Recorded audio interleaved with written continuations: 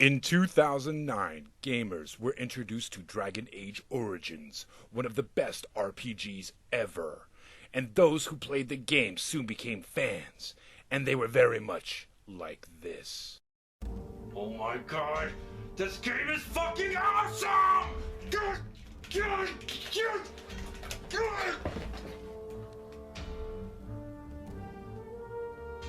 So awesome! Then with the release of Dragon Age 2, gamers quickly realized something was wrong, and very soon were like this.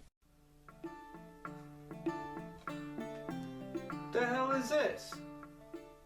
Now with the release of the much anticipated Dragon Age 3 Inquisition, gamers are picking up and playing and finding that it puts them through a gambit of emotions, much like this. Alright, Jimmy, you better freaking deliver.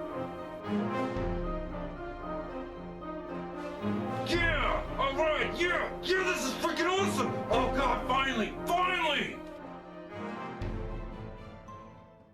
Yeah, wait, what? Huh. Well, I guess that was cool. Okay, yeah!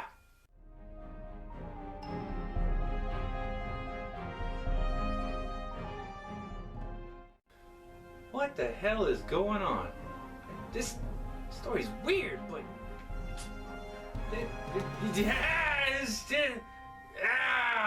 it's cool. Well, the question presents itself. Is it a good game? Well, my friends, let us find out together.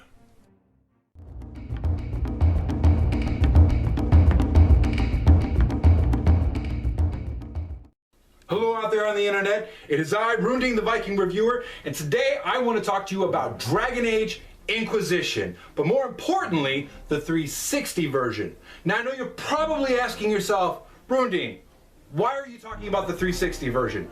Well, that's because there are plenty of reviewers out there that are probably reviewing the game for the next-gen systems, the Xbox One, and so forth. But there are also plenty of people out there that probably still just have the 360. They don't have the Xbox One or whatever. So I'm here to tell you how it plays on that system. So without further ado, let's review Dragon Age Inquisition for the 360. Now when you put the disc in, it begins to download it directly onto your hard drive, requiring a dedicated 7 gigs of memory, like what they did with Grand Theft Auto 5. Now, this really irks me. I don't know why game companies are doing this, but my logic is that if you're going to download it onto my hard drive, why do I need the disc to play? But nope, you're still going to need the disc to play it. I really wish they would stop doing this. It's garbage, and I don't like it. So after the gig vampire rapes your hard drive, we open to this start screen animation, which is pretty freaking cool. Now there is this thing called the Dragon's Keep. As you can see here, I can't seem to log onto it directly from the game, but you can go onto their main website. It helps you to tailor different events in the world based on how you play the other games, much like the Mass Effect series. So without any further ado, let's go ahead and start a new game, and holy shit, that's freaking awesome. Now you decide your race, whether it's human, or elf, or dwarf, or even Quinari, which is pretty cool because it's the first time that you get to play as one of these guys, which, you know, they're pretty badass. Now, on top of that, you can also change the sex of your character, whether you want it to be a male or a female. Now you get your character classes. 2 types of rogue, which is basically dagger and archer, 2 types of warrior, which is 2-handed, and the sword and board, and a mage. So after you pick your race and your class and even your gender and all of that stuff, your character, or I should say the prefabbed character, wakes up somewhere in the Fade.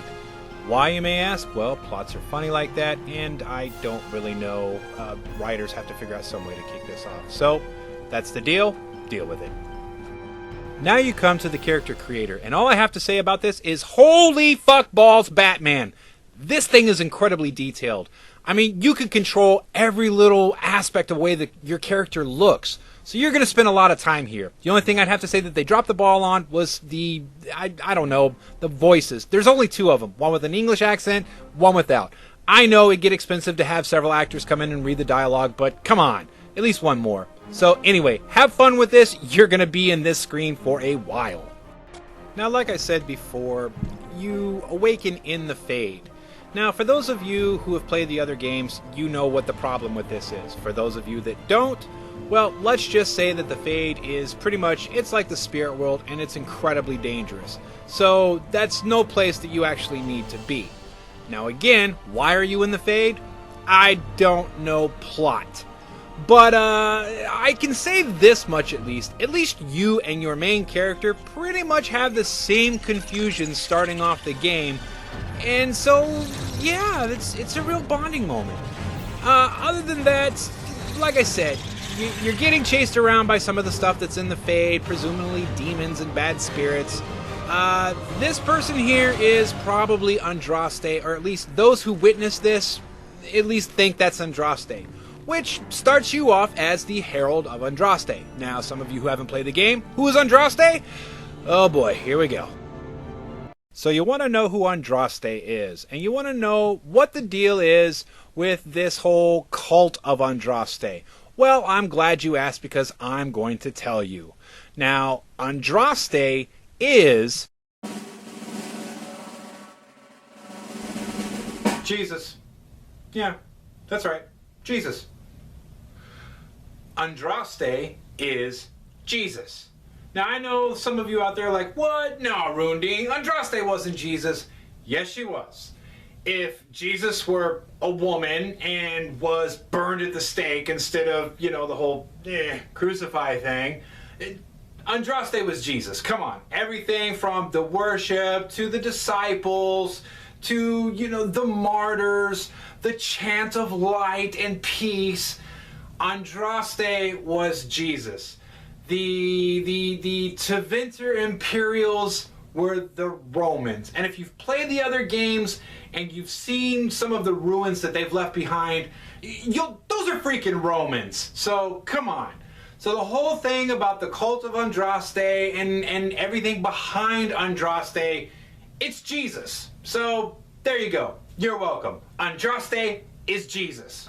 Have fun.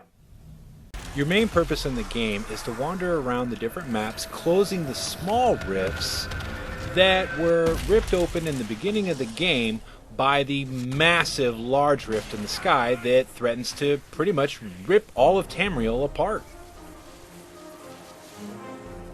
Now, I know what a lot of you are saying out there. What about the game itself? Well, all I have to say is, holy Odin's butthole, this game is huge. The maps are massive, and there is a lot to do on them. It's not an open world much like Skyrim, but it's more like an MMO kind of exploration adventure type game. Although I will say that these maps can be a bit maze-like at times, so don't be surprised if you wander around a bit. There's also a world map where you can kind of skip around in case you get tired of one area and you want to go to another. And speaking of areas, wow, are there a lot of them. Everything from hilly, plain-like areas that is filled with farms and other such aspects, to mountains filled with Dwemer ruins for you to go and explore and slide down the slopes, to spooky swamps filled with zombies, ghosts, and other things, to wily coyote deserts filled with ancient mines and temples, and my personal favorite, there's even a coastline where you can watch a dragon and a giant battle it out. I'm not kidding. This was freaking epic. I stood here and watched this thing for like 10-15 minutes. It was some of the coolest shit I had seen. So, yeah, I highly recommend it. If you find it, just stick around and watch it, and then eventually go down there and whoop that giant's ass. I did.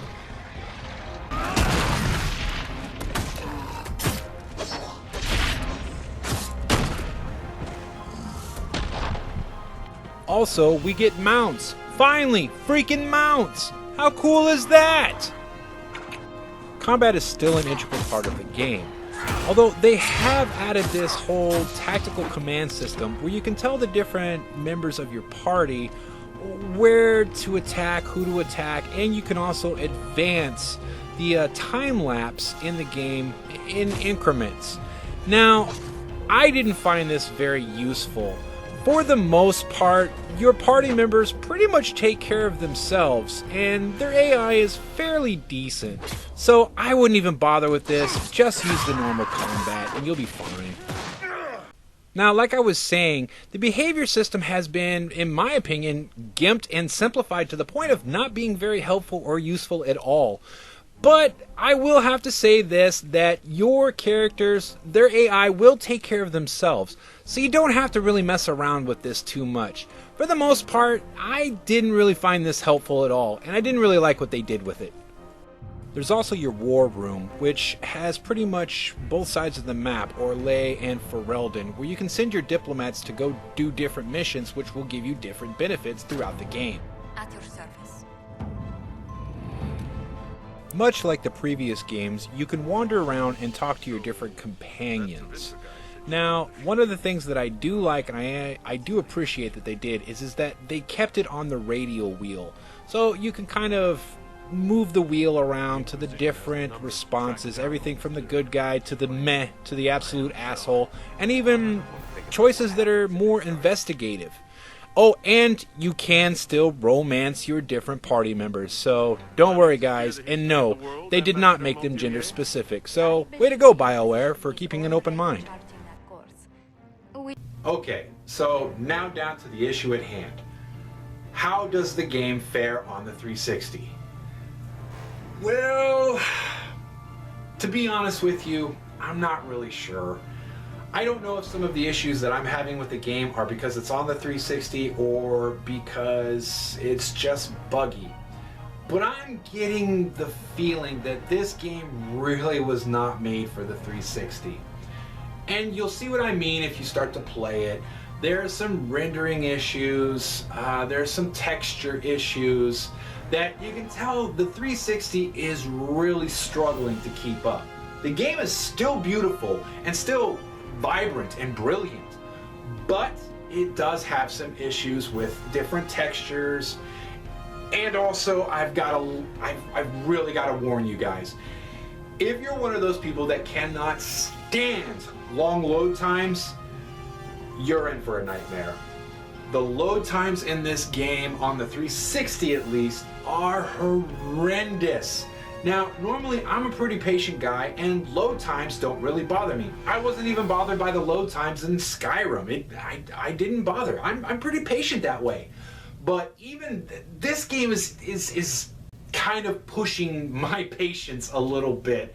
The load times are incredibly long. There's been a couple of load times that I've actually clocked at like a minute to a minute and a half.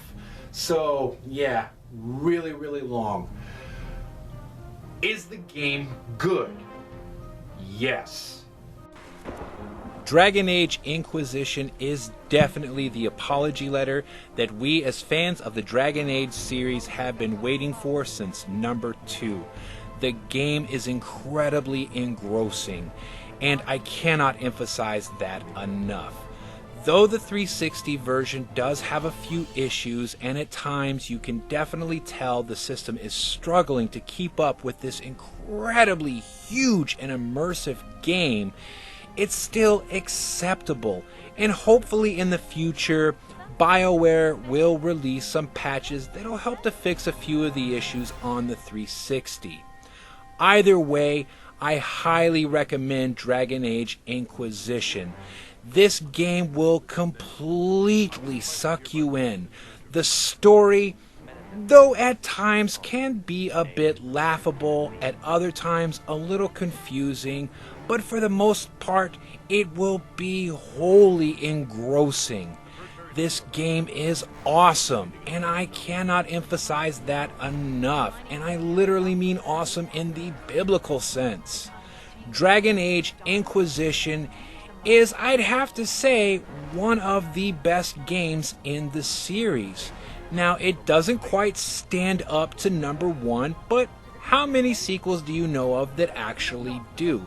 It's really hard to stand up to a game or to a story that really set the precedent. So, other than that, it's okay. It really is an entity of its own. And the story arc does go in its own direction. Does it feel like a part of the Dragon Age world? Yes. Did number 2 feel like it? No, but this one definitely does. So if you get a chance and a 360 is all you got, I say it's well worth it and give it a shot. This game is awesome. So there you have it, guys. Dragon Age Inquisition for the Xbox 360. I am Runding, the Viking reviewer, and as always, until next time, contemplate this on the Tree of Woe. See you later, guys. Bye-bye.